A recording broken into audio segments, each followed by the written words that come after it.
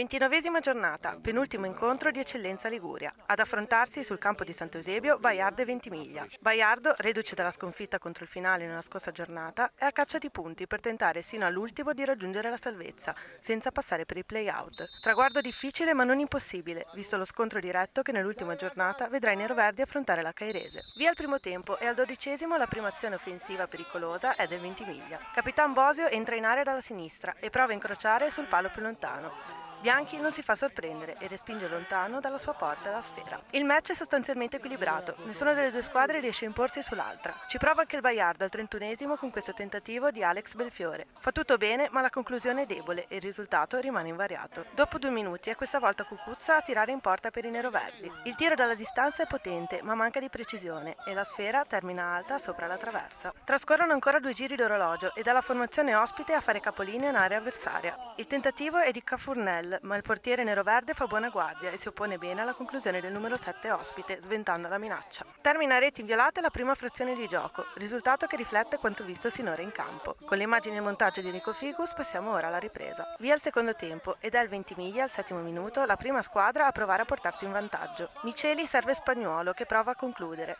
La palla arriva fra i piedi di Salzoni che tira così in porta. Ma anche la sua conclusione non c'entra il bersaglio e il pallone si deposita sul fondo. Sul quarto d'ora si accende il Baiardo con Cucuzza.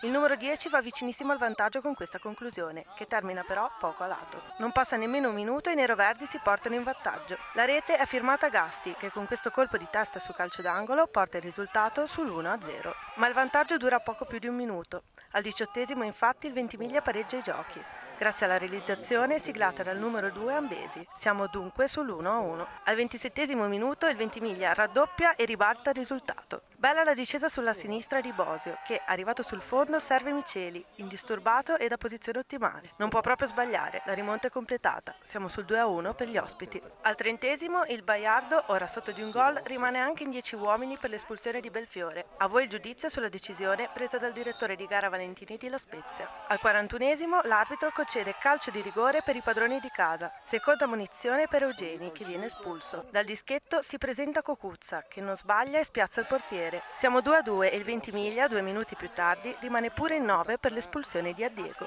Termina dunque 2-2 l'incontro fra Baiardo e Ventimiglia. Nonostante il pareggio agguantato negli ultimi minuti di gioco, il Baiardo è condannato a giocarsi la permanenza in eccellenza attraverso i play-out.